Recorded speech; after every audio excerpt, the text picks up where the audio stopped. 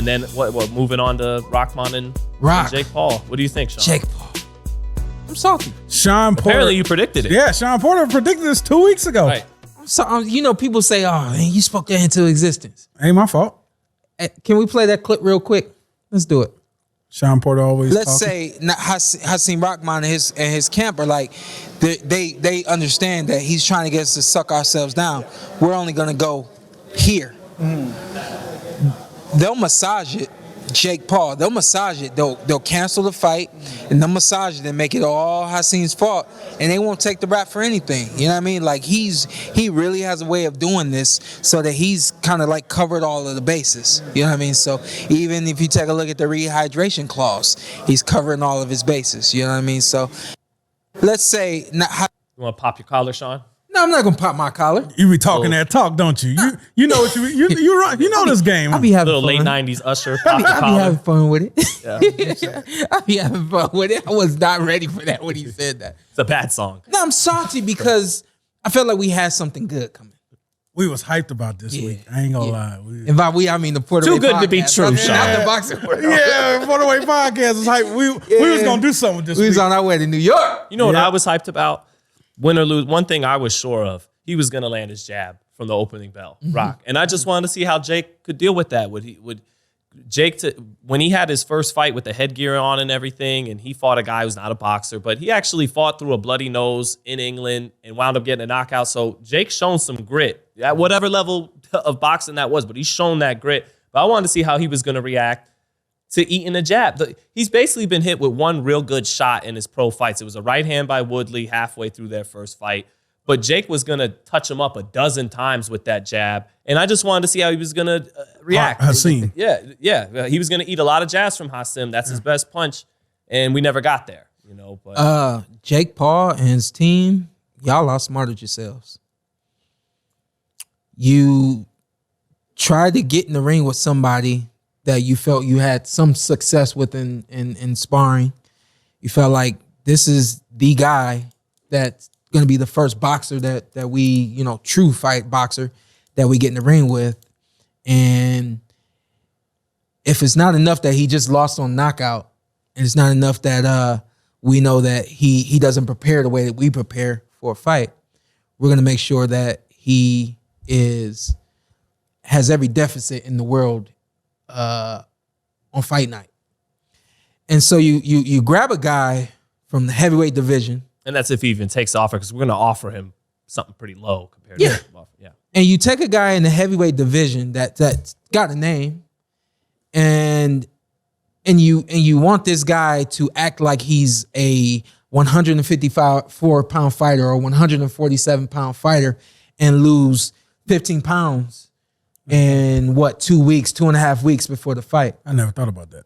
And while I was excited for Rock, and while I was crossing my fingers and hoping that Rock could pull it off, right there you saw in the video that I wasn't convinced. Why am I not convinced? Because this man basically has never had to make weight. Even as an amateur, when he did make weight, what do you think Rock was being told? Look at your dad. You're going to be a heavyweight someday.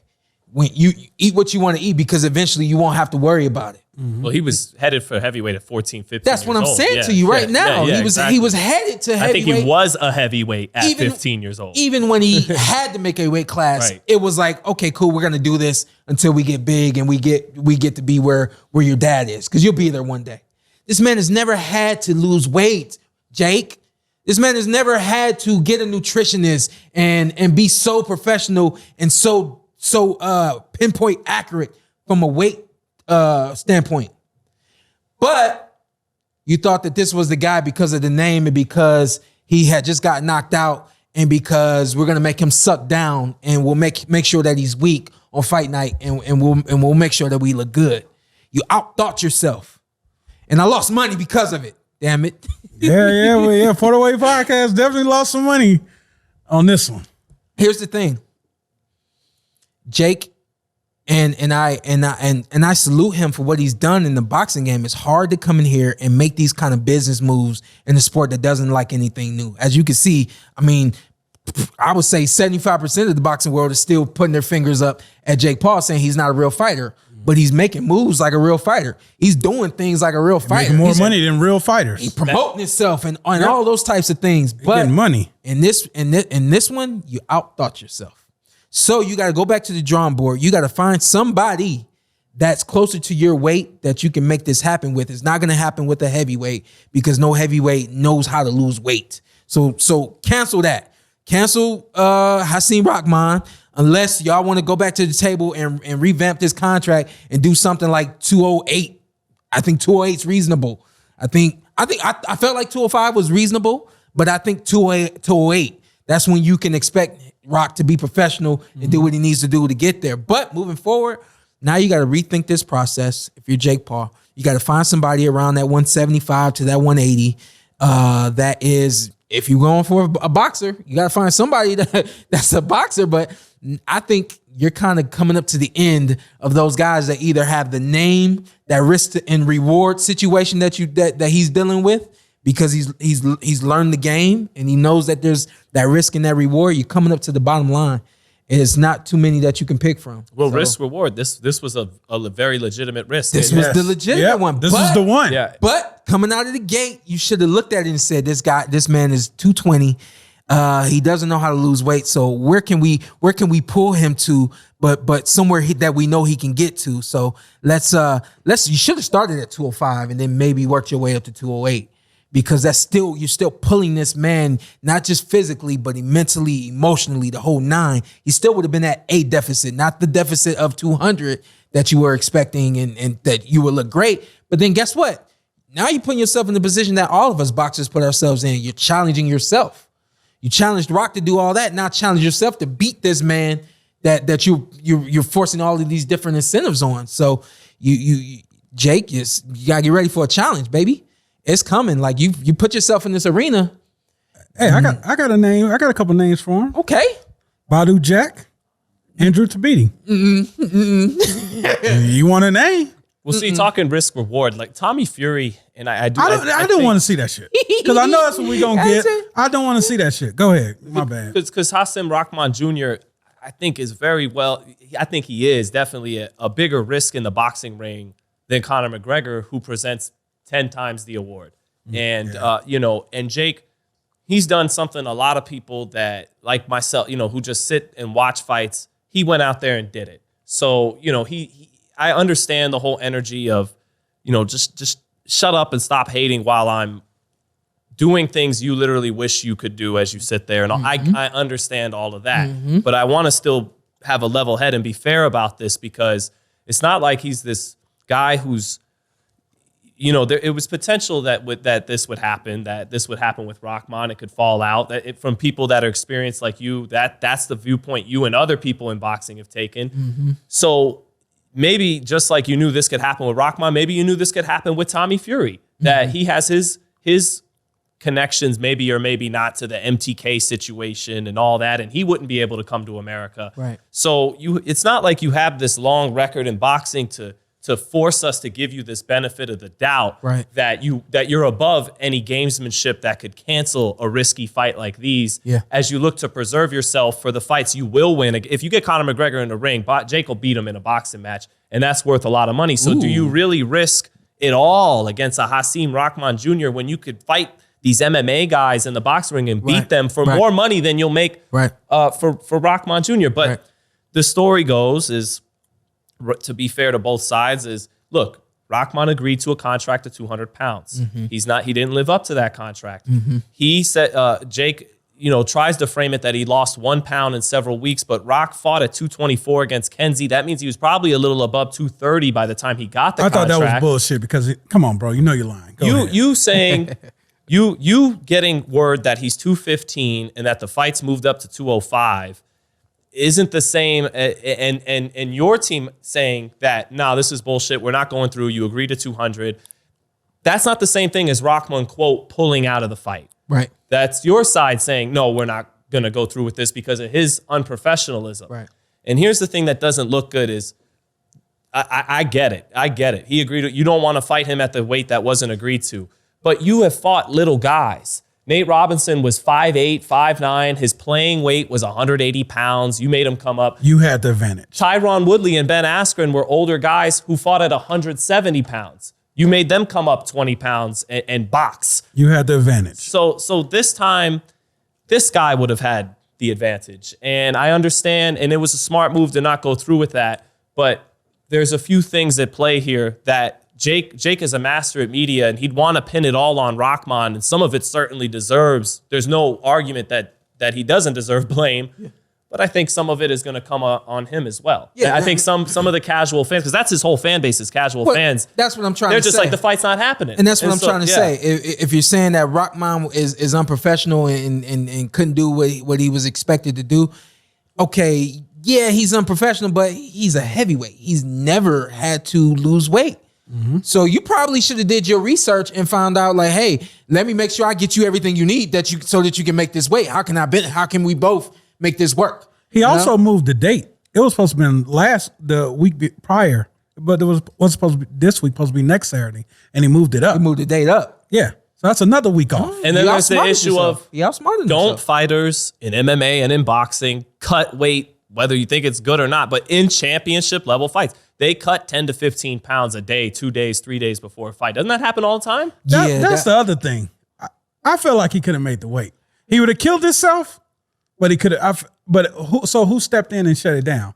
Was it there's a little bit of he say, she say going on. Because the last thing Jake Donovan, boxing scene, the last thing reported, not a release, a press release from a promotional company, was the New York State Athletic Commission has decided the fight needs to be fought at 205 now because of Rahman's weight. Okay. After that moment, we got a press release from MVP Promotions, which said now that, and this is a very bad look for Rock if it was, I'm 215 and I don't plan on coming any lower than 215. That's a bad look. You got to try to make that. No, he released a statement and said they didn't give him one more week to see how low he could get. But Jake's side is saying, in fact, he told them, I'm going to wait. He said, she said, like you said. And hey, I remember the late, great Diego Corrales. He was set to have his trilogy with Jose Luis Castillo. And Castillo came in for the second time in a row, 4 pounds overweight. Corrales got knocked out in the rematch because he made the weight and the other guy didn't. And he said, and Corrales would fight anybody. And he said, I can't do this. I'm not going through with this third fight. He lost out on $1.5 million. So, that's a guy. I'm not trying to dog Jake Paul. If the great Chico Corrales isn't going to get in there for 4 pounds, why should Jake Paul get in there when the guy might outweigh him? I get it, but there's a few things at play. Yeah. So especially, I mean, the bottom line for me is Jake's got to go back to the drawing board and find the right guy. I think that they thought they had the right guy, but you just. Is it a case of this is what you get for trying to suck them down? Like this is a karmic thing? That's kind of what I'm saying. That's what Shawn keeps saying. That's kind of what I'm saying. Right. That's kind of what I'm saying. I'm saying you should have known that this was more than likely going to happen. You gotta do all your research. You gotta know. You gotta, like I always say, read the room. You gotta know what's going on. What was going to happen, Shawn? August 6th. Because it seems like we're never going to know. My honest feelings on August 6th was that Rock was going to be a little distraught with making the weight. I didn't expect him to come in at 200. I thought he might make to 205, that 205, 208 that I keep talking about. I thought that he was going to get taxed off his ass and they were going to take money from him. And then I thought that he was going to be in the ring on fight night with this energy of anger and also diffused of everything that he had because of everything that he had to do to get to the weight class. I thought that Jake Paul would try to move around for a number of rounds to wait to see if Rock, gas him out. Yeah, I thought he was going to try to gas him out. And I really like what you were talking about that jab. We saw Rock train a couple of times, and I thought that what I saw in the training looked really good as well. So I kind of felt like it was a pick'em fight, even though I feel that Rock is a better boxer. I felt like it was a pick'em fight because of the out of ring things that were going to pretty much affect Rock's in-ring performance. And so I thought it was going to go one or two ways. Either Rock was going to be able to step up and fight through the things that he was feeling, or he wouldn't, and then Jake would just kind of win on points. I was convinced he was going to get off to a good start because of that jab.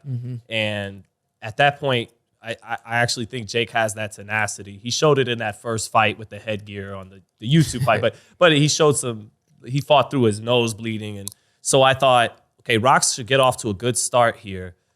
Can he sustain it?